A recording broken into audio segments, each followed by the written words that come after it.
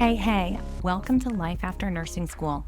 I'm your host, Caroline Danna, aka Nurse Coach Caroline, and I'm here to help you, the new nurse, thrive in your career. As a former nurse recruiter, nurse manager, and now your personal new nurse career coach, I'm obsessed with making sure you don't just survive your first couple of years at the bedside. I want you to absolutely rock them. From the challenges to the triumphs, I'll be right here with you, giving you the real-world advice and support that you need to shine.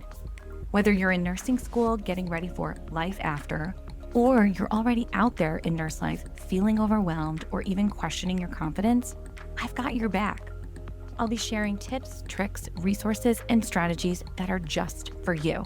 We'll dive into everything from landing that dream nursing job to slaying imposter syndrome, and most importantly, how to keep that spark alive and stay the vibrant and amazing nurse that you are. So if you're ready to tackle the things nursing school did not cover, like how to build a career, trust yourself, and keep your passion strong, then get comfortable because we are about to dive in and make nurse life the best life.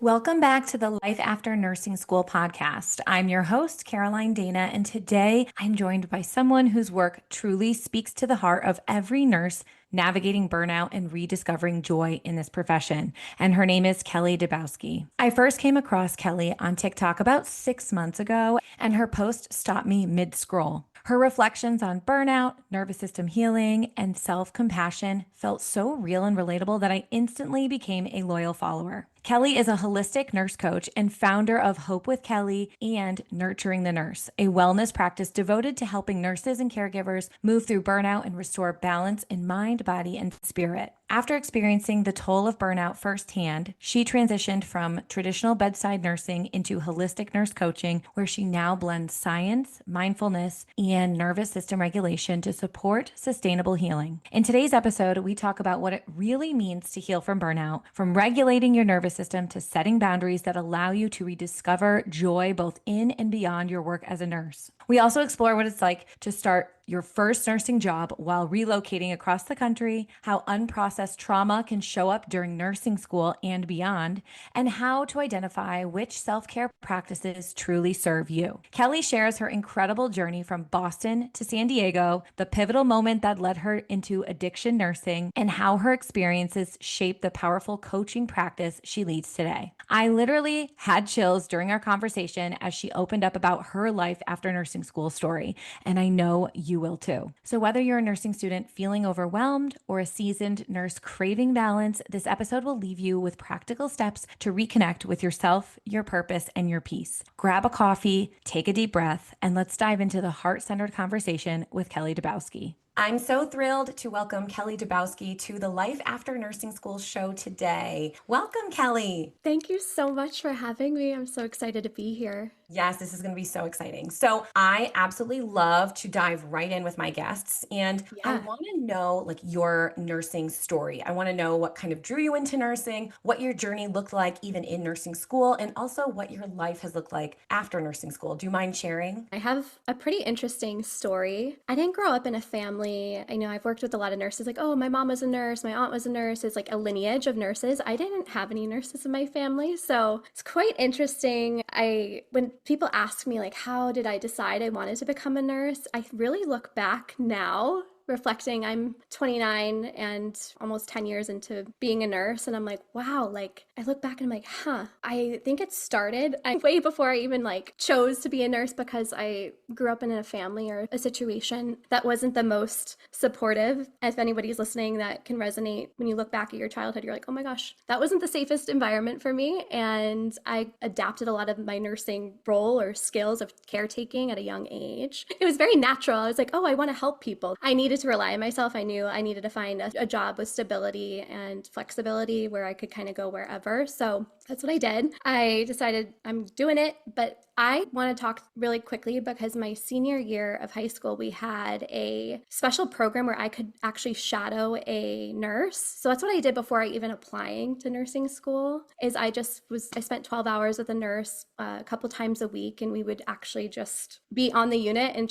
I got to shadow and see what it was like in her shoes. Obviously, I wasn't touching the patient or anything, but I was hooked, like seeing her take care of these patients that were sedated and intubated with such dignity, with such grace. There was just something that drew me to that. So that was a really big indicator for me. I was like, okay, yes. Not a lot of students have that opportunity before they get into school. So I always encourage any student that's potentially looking to apply, definitely try to see if you can shadow. I don't know what the rules and restrictions are now to do that, but that took me to nursing school. You know, I was really excited to leave the nest, if you will. Like some people are like, oh, I don't want to leave my family. I'm like, I'm ready to go. I needed to spread my wings. And I moved really close to where I grew up. So I moved into Boston, went to nursing school in Boston. Anybody from the East Coast listening knows it's a very busy city. Go, go, go, especially the medical culture there. It is, I mean, it just was amazing to get the clinical exposure there. And I worked on a thoracic surgery unit as a PCA or nursing tech all throughout college, and I had everything lined up to start my career in Boston. But like a lot of students that go through nursing school, I think for me, I was in a traditional 4-year BSN. My junior and senior year, I started really feeling this like depletion, and I didn't know how to name it. But back then it was so normalized, like, oh, I was just going to be studying all night and then I'm going to show up for my clinical or my exam. But really what I was doing was operating from a place of just overworking my nervous system. And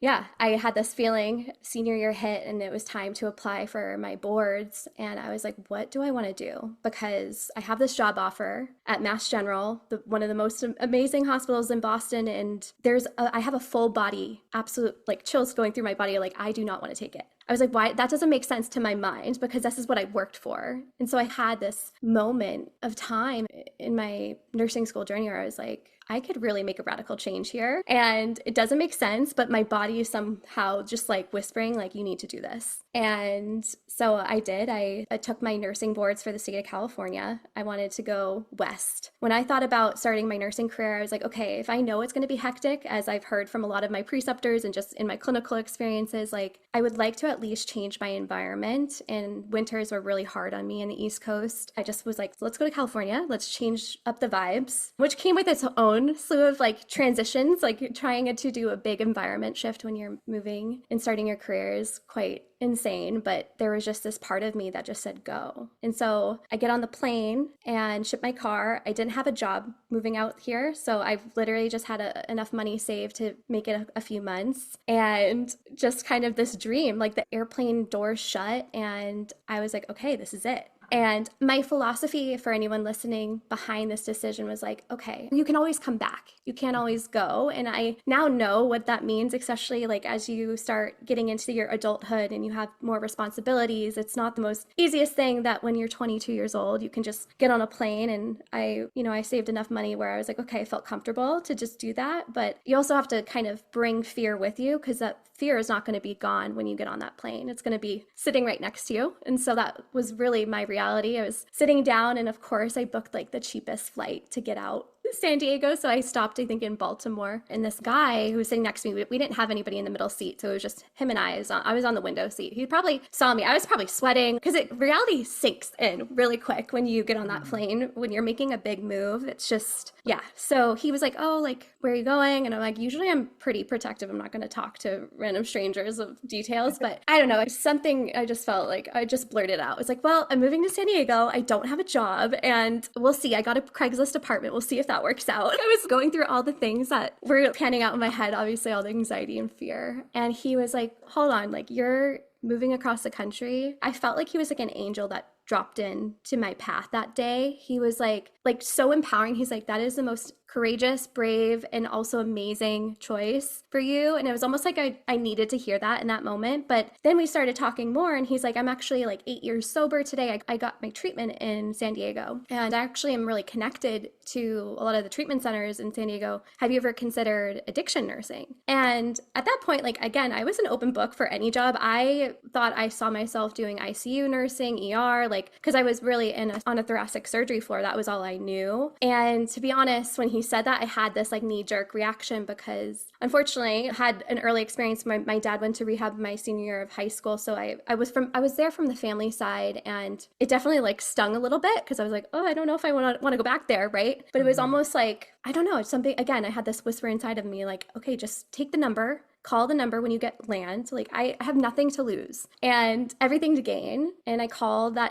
his connection, and within 2 weeks I had 2 interviews and 2 offers, and one of which was, they were both at addiction centers, but one of which was at a holistic addiction center. So it was on this like expansive, beautiful, like rolling hills property of 5 like mansions, and it was like a home recovery center, but they were doing acute detox and then also like 30 days of active residential recovery. So yeah, I took that job and landed there. And it was the most beautiful experience for me, because coming from somebody that had the family history of going into rehab, but from the family side, to show up as the nurse and to actually see these patients go from day 1 to day 30, completely transform their lives. I relate it to like almost like a butterfly. Like, they come in like wrapped in a cocoon. And as they start actually unraveling, and the holistic approach is, okay, we're going to do the medication management, we're going to do the therapy, but you're also going to have agency in your treatment plan. You're going to have these options of doing acupuncture. They had group hikes in the morning. They had meditation, breath work, personal training, massage therapy. Like, they had this whole beautiful, expansive way of healing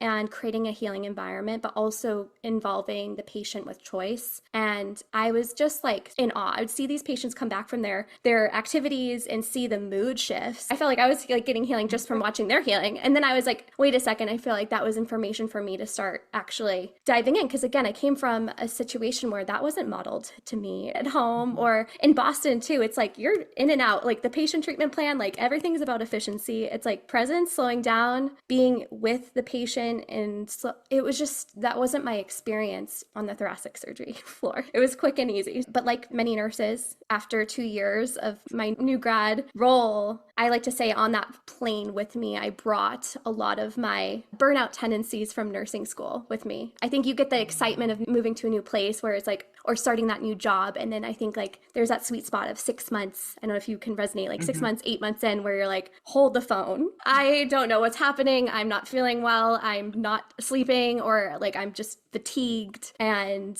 I was really starting to hit more of an acute burnout, more so than I ever felt in nursing school. And I could start to feel it in my blood. And I was like, okay. So I did what every other nurse tends to do is, okay, well, let me start getting on Indeed or Google and start searching for a new job. And that's what I did. And I job hopped, but the cycle came with me. And I want to make that clear to anyone listening, is that you can change your environment, which again, environment shift is a huge pillar of well-being, but there might be something else to look at there that is underneath that burnout. And there was definitely, for me, it was an invitation to really dive in and see what was underneath that. And I also want to hold some compassion here, because I didn't have the space to do that in nursing school. I didn't have the space or the capacity to process a lot of the trauma that I needed to when I was also in survival mode in nursing school. I feel like it was one survival mode to the next. And so as I was starting kind of this San Diego journey of learning, oh, I can go to the beach after my shift and take some more deep breaths and like actually have sunlight all year, where I'm like walking outdoors more. I was almost like nature was inviting me to just slow down a little bit more. And then I felt a little bit more safety. So yeah, I dived fully into my own inner work, started really attacking my trauma with EMDR and somatic therapy. I highly recommend. It's such a beautiful modality. And then of course, kind of diving into all the other modalities there were. I was so tapped in that I was like, I want to learn more. I want to know the research behind this. Like, why am I feeling so much better? And so I went back to school and got my master's of science in nursing in holistic nurse coaching, 2.5 year journey. I didn't want to go straight into private practice. I was like, hold on, I need to work on nurturing myself first. I don't want to just be a space holder. Like, I need some repairing, I need some regulation for myself, and I need to learn the tools. I want to come out on the other side where I'm more grounded than I was showing up for patients. And yeah, so here I am. It's almost 7 years to the day. October 25th was when I moved out here. So it's 2 years, 2 days shy of it. But it feels like a full circle moment sharing this story with you today, because it's literally 7 years ago I got on that plane. That is really a story. And before we even hit record, she was like, I know you probably are going to want to know about my journey. I have a long story.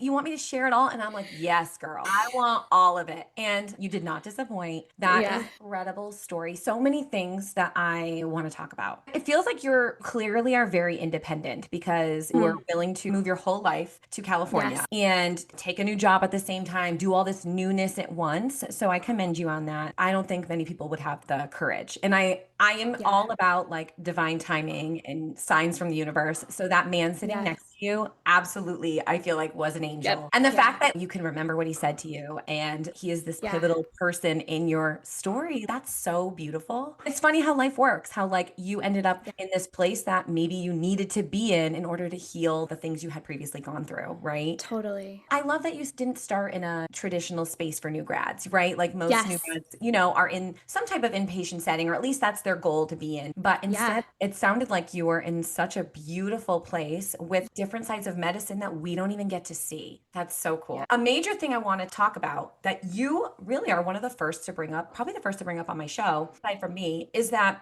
burnout, you start experiencing burnout in nursing school. And I'm a clinical instructor, so I have students and I love all my students. I hear it all the time. They're like, oh, I don't have time for anything but nursing school right now. And I get it. I remember that. You are in like the thick of it and it is Yes. definitely a grind. But we Yeah. don't talk about how it's such a burnout, especially these programs that have no breaks. To touch on your point, Caroline, there's in my research in my master's program, I was so fascinated about nursing burnout because I'm like, hold the phone. Why am I burning out 2 years into my career? This is not fair. And obviously, again, I was very reflective. I knew that I came from an upbringing that increased my chances of having some more distress or burnout cycles. But also, I kept scratching my head because I was like, what? I was like, the care of the nurse, my whole program was all about care of others. There was probably maybe 2% of the care of the nurse educated to me. And it wasn't actually like embodied education where we're practicing that. It was actually just maybe a slide or two, a warning, hey, burnout can happen, leaving it up to you on your journey after school to figure that out. And I think it's a disservice that we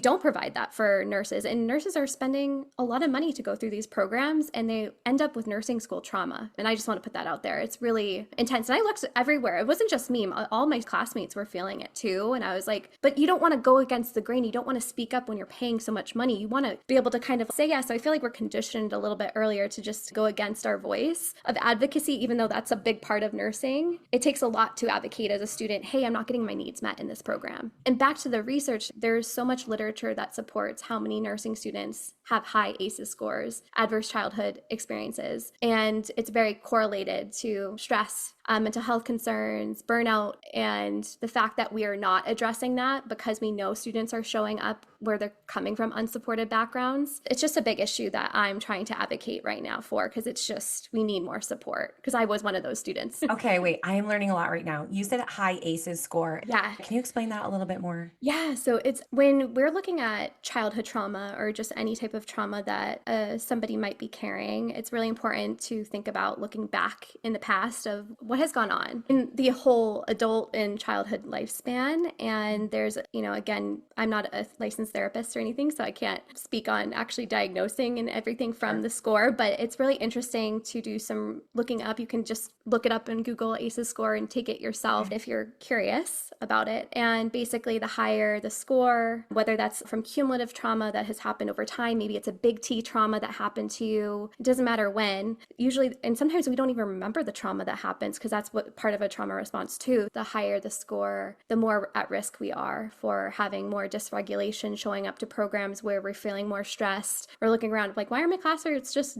calm as a cucumber and I'm like here, like freaking out. I think it's just something to take a look at under the hood. Absolutely. And you know what? I mean, I feel like I'm having a little bit of an aha moment because I think many of us actually go into nursing because of something we've been through, right? Like we know what it's like, either being Yeah. a family member watching something happen or being a victim of something or whatever. And we want to Yes. be able to help people. So it's almost like this horrible cycle in a way of this profession does attract a lot of people that have been through maybe Yeah. some terrible things. Yeah. And if we're not addressing that or taking that into account, we're Yeah. like so many more of us are at higher risk. That is so interesting. I really never thought of it like that or knew about this scoring that you can do. And I think that's really actually very enlightening and amazing. Yes, it And maybe is. gives people some validation. Like I do think people are like, oh yeah, I mean, it wasn't a big deal in my life or whatever. Maybe it really was. Maybe it was, and maybe it's Um, impacting. But do you know Nurse Blake? He's like, yeah, yes, of course. he made this post. He's like, when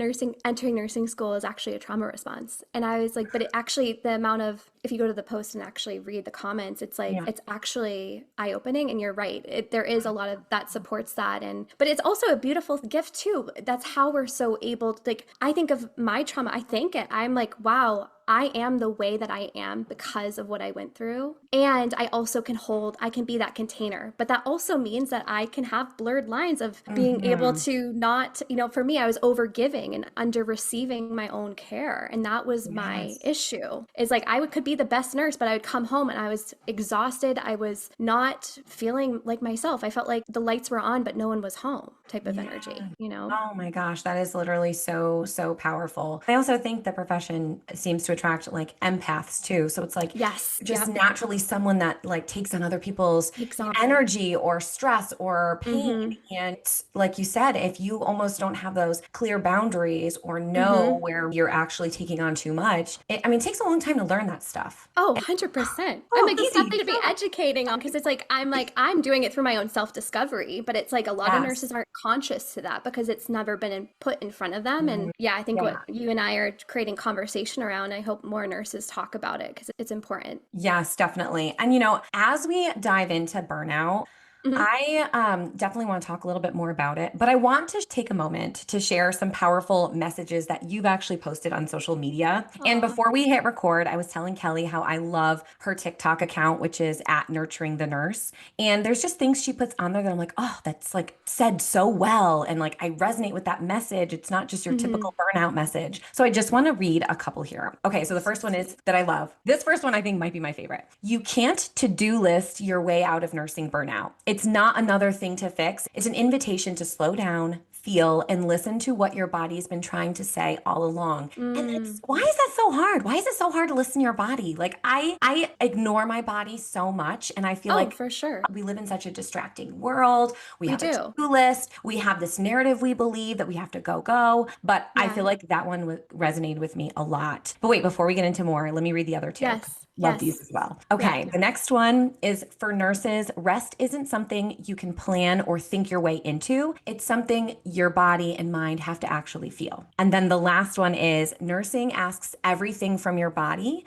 but when was the last time you gave back to it? And it's so Mhm. funny, like reading those even out loud, it makes me realize how disconnected we are from our own bodies when we are Yes. caring for other people. Yeah. Yes. It's so It's, true. it is so And true. to touch on that, it's like for me, like coming back into my body, it's not an easy journey. If body connection was an easy journey, everybody would be connected. We live in a Mm. disconnected society. So I think like normalizing it is hard. And we can also hold the truth that we can practice returning home. I have to commit to this practice every day. I still leave my body. That is the humanness in us. I believe everybody has the capacity to come back and nurture themselves in the way that they need. And everybody Mm. has a different way of doing that. For some, especially I live in San Diego, some get out surfing every morning. That's their way of connecting. For me, it's getting out, taking a beach walk, taking my headphones out, putting my phone away, and just listening to the waves, allowing myself to just be present. Like that's a really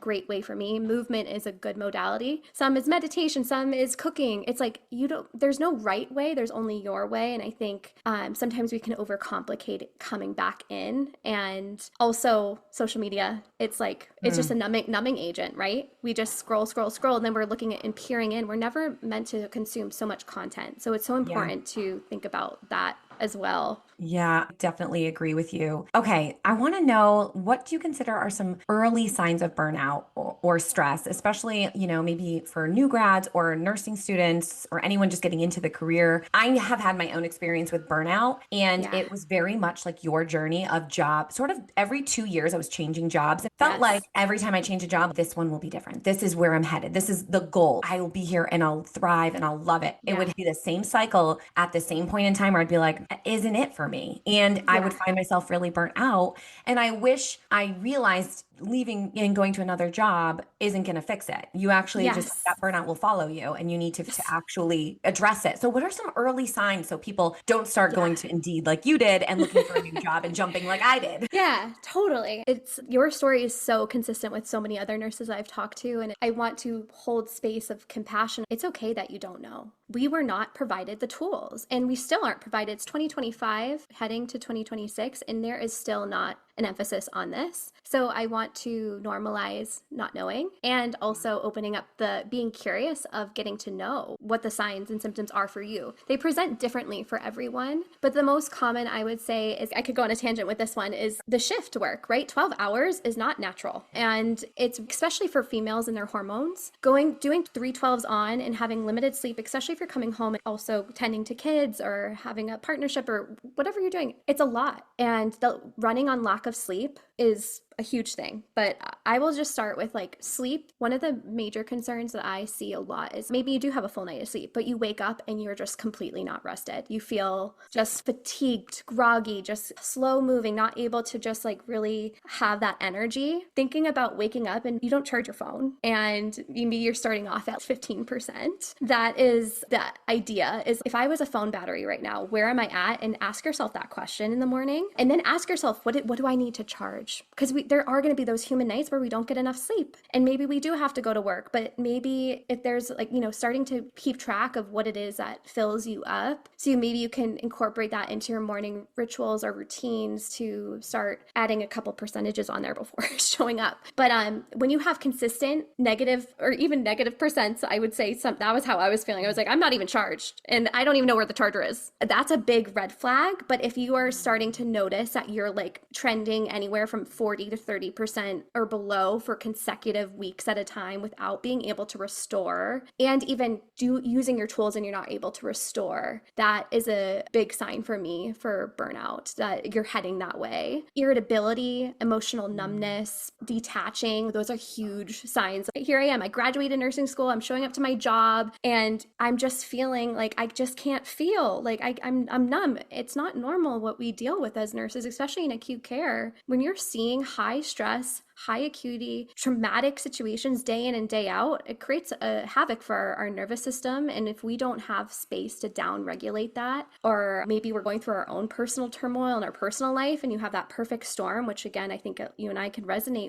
That's just like a perfect storm for a burnout to just pop up and say, hey, I'm here, and sound the alarm bells. I say burnout whispers before it speaks. It's true. The body Yeah. it's usually communicating with us well before it actually comes to our conscious Mm-hmm. mind.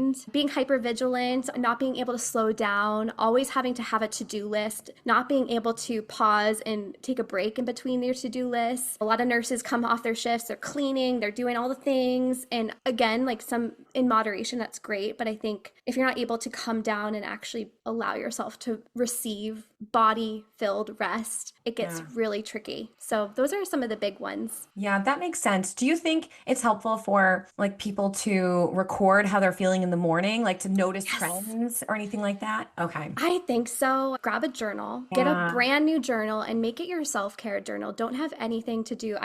Of course, you can have your to-do list, put that in a Hmm. different one. But Yes. I call them to-be lists. Write down what it is that really helps you what helps you get present. Like for me, it's like I just writing that down. I love hanging out with my cats, drinking my tea, being on my Yes. porch, literally write it down. It can be, that's the unique thing about, I think sometimes we get so overcomplicated because we see everybody's self-care routines on TikTok or just like Yes. scrolling, but that's for them and that's great. Use that as inspiration if that does inspire you, but remind Yeah. yourself, like, put your hand on your heart, Yeah. close your eyes, take a few deep breaths, ask your heart, what is it that fills you up? What do you need? Yeah.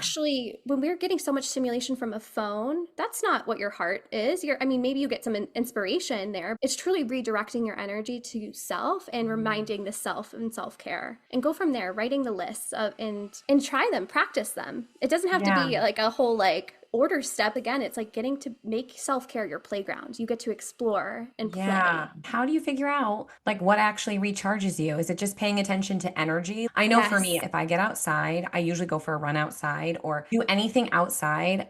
Even if it's like 10 or 15 minutes, I come back Mm-hmm. inside just feeling better, overall better. Recharged. It doesn't take that long, but our mind will fight you tooth and nail to Yeah. make you feel like you can't do that, you don't have time. And Yes. I want to normalize that too. It's like sometimes we can be at war with our mind, and I like to challenge that and say, you know what? Our mind is inside of our body. I use imagery a lot of visualizing yourself kind of just walking down the stairs of your mind and just Yeah. going to the heart space. Because usually, if you place one hand over your heart and one hand over your forehead, there's different energy when you tune in. If you're really dysregulated or having a stressful moment, usually up here in the mind, in the palm of your hand that's touching your forehead, you can hear a lot of busyness or maybe some unkind Yes. words or some thoughts that don't serve you that aren't even yours, or it's a story that you're holding on to that's not even yours. It's a parent's or whatever. So I think it's really important to, yeah, start tuning into your own internal energy. Mhm. I'm just a big proponent of you best, and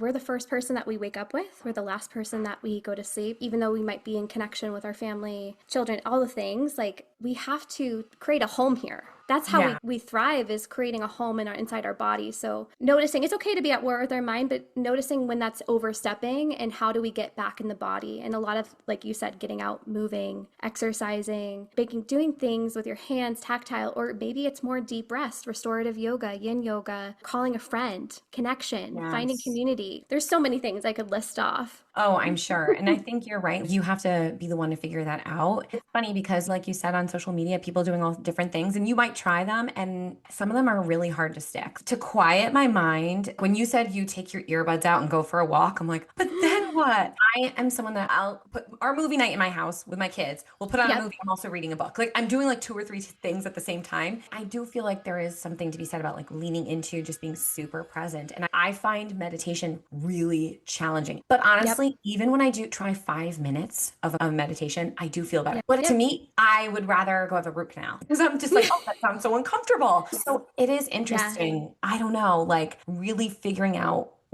or maybe you start slow too. And You like, start slow. And maybe if I were to really be disciplined with meditation, it would be easier. 100%. Okay. And not blocking, like, I something that I started when I was like, oh, I have to sit down and be still for this meditation. That was my first block, because actually I have a really busy mind, and I was kind of Yes. understanding that I'm feeling more stressed here. And it's actually, I think when you're new to the practice, it actually can be quite dysregulating. So it's really important that when you're starting to do the inner work, that you have enough support around you, whether that's calling a friend. I am a big proponent of therapy, having a therapist, Yeah.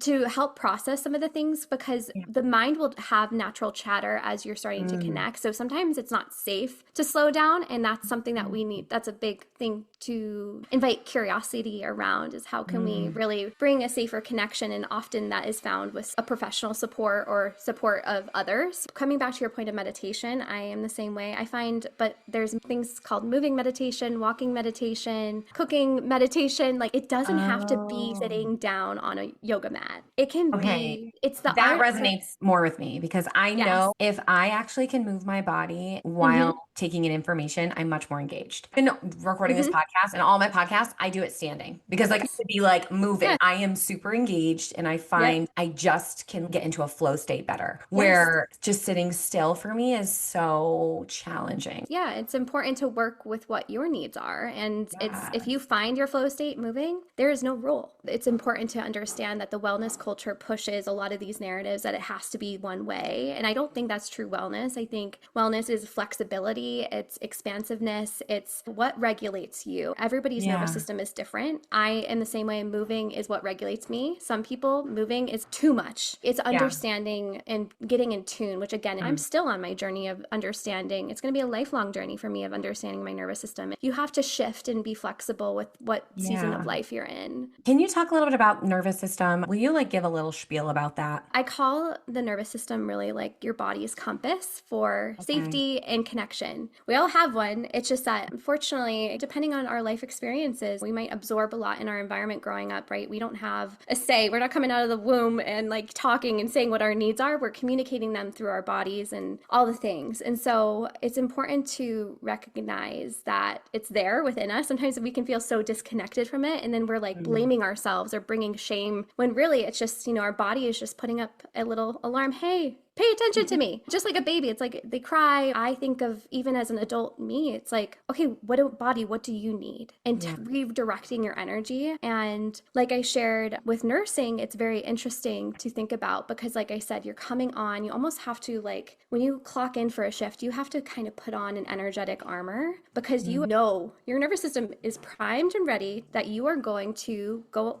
on a roller coaster, really, is what I Yeah. call it. I am one of those people that I tend to absorb everything. And it's really important to think about how do we remain present and open, but also at the same time, how do we leave the shift knowing that we can send whatever we picked up right back and leave it here on the unit and come back and tend to ourselves. It's a very hard Mm. concept for a lot of nurses to think Yeah. about, but it really comes down to down regulating our nervous system. We know that our nervous system is probably going to be jacked up when we get off that shift. So what is it that you need to slow down, to find safety, that rest and digest? We know we talk about the parasympathetic, sympathetic, Mm. but a lot of nurses, there's the flight or flight response, there's the freeze, and there's also the fawn. I think it's the biggest blessing that you could give to yourself is really just paying attention and learning and educating yourself on your nervous system specifically. I do feel like nursing many times, more often than not, you clock out with cortisol just pumping through your veins. It's like the Yes. whole day you are putting out fires in that fight or flight state. Yes. And it really is sometimes hard to come off of that, right? You go from that like adrenaline rush to then like a crash. And you feel like you need to then spend the next day off like horizontal, like rotting on the couch. Yes. It's so hard to go from being energized on natural Yeah. adrenaline and cortisol to then being like so depleted. Really just having your body go from one extreme to the other over and Yeah. over and over again. It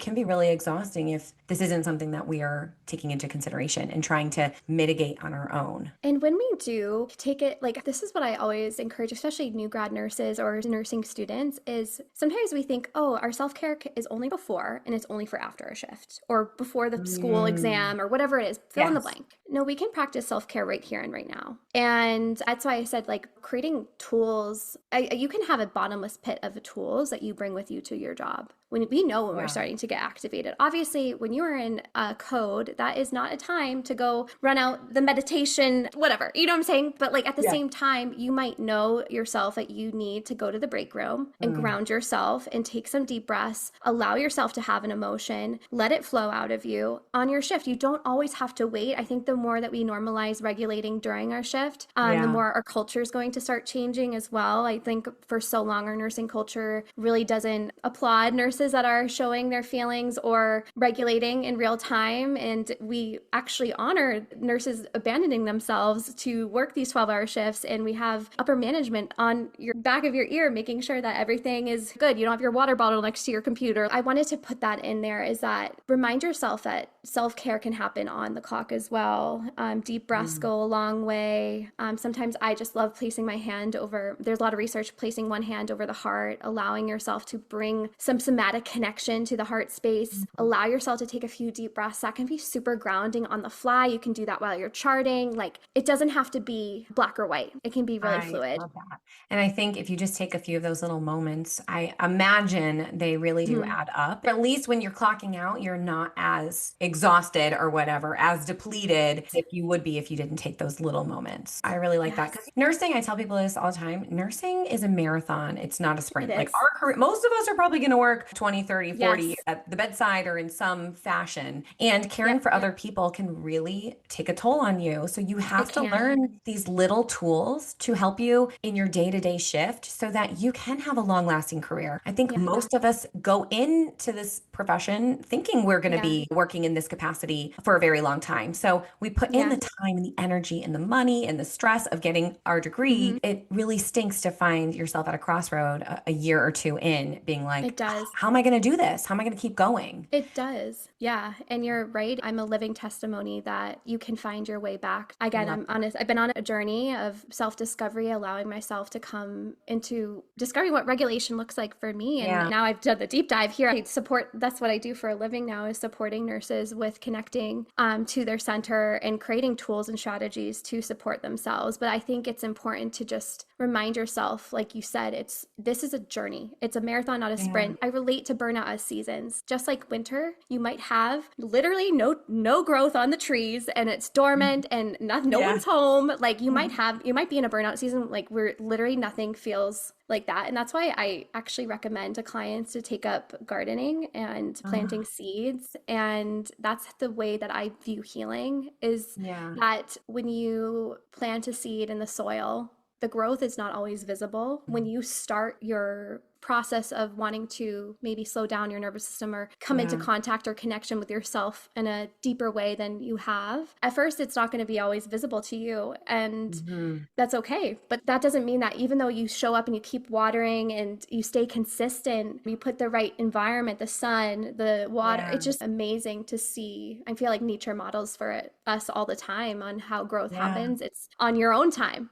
Just like flowers, they go in their own different directions. I just want to remind every student or nurse on here that's listening, trust in the growth of your own timing. You don't have to compare your flower to the other person's flower. We're all on Yeah. different cycles. I love that so much. You mentioned your coaching business, nurturing the nurse. Where do you see that going in the next few years? What are your goals for that? Yes. Well, it's so funny you say that because I started with Hope with Kelly. That was kind of Yes. my first coaching endeavor of nurse coaching once I graduated my program. And it was starting to get really blurry because I was like, here I am attracting a lot of clients that are nurses and caregivers, but I felt like I was also trying to, like, every Thursday I do senior center meditations. Like, I try to do so many different things. I have a busy mind, and I just officially separated them because Okay. I was speaking at nursing programs across the country last year, and the theme was consistent. A lot of nurses, student nurses, which I was like, I just wanted to kind of test the water. I'm like, why am I getting such a response on social media of these nursing students that Mm. are still feeling the way that I did? And I was like, this is 10 years later. It's not Yeah. okay. And I'm not okay with Mm-mm. it. So where I'm going with nurturing the nurse is I see myself really creating a movement, and I would love for it to be expansive nationwide, even globally, to start a conversation on what we can do to actually advocate for more education and change and reform within our education system, but also in our hospitals. So I hope to hire nurse coaches underneath me and we just spread that and create more programs, because I'm only a one woman show Yeah. right now, but that's the Yeah. vision, is to expand, I love but that. slow and steady growth. I love that. Okay, before I ask you our last question, where Yes. listeners find you, learn more about nurturing the nurse and everything that you're doing? Yeah, so I have two websites. I Okay. have www.hopewithkelly.com and then www.nurturingthenurse.com. So those, you can find me on either. And then I'm on socials, Hope with Kelly on Instagram and Nurturing the Nurse on TikTok. I hope to expand both of those on each platform, but I'm Sure. growing slowly. Now, Yeah. the last question I want to ask you, which I ask every guest on the show, is if you could go back to new grad nurse Kelly, what is one thing you would tell her? This is a good one. I would say follow your heart.